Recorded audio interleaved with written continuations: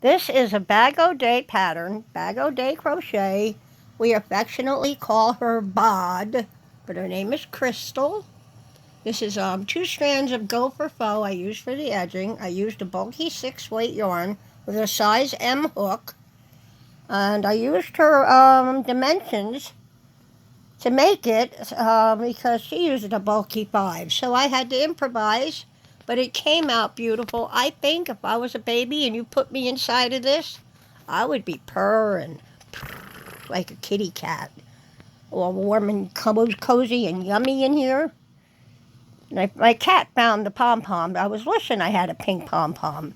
The next day I go out into the living room and what's sitting there? A pink pom pom.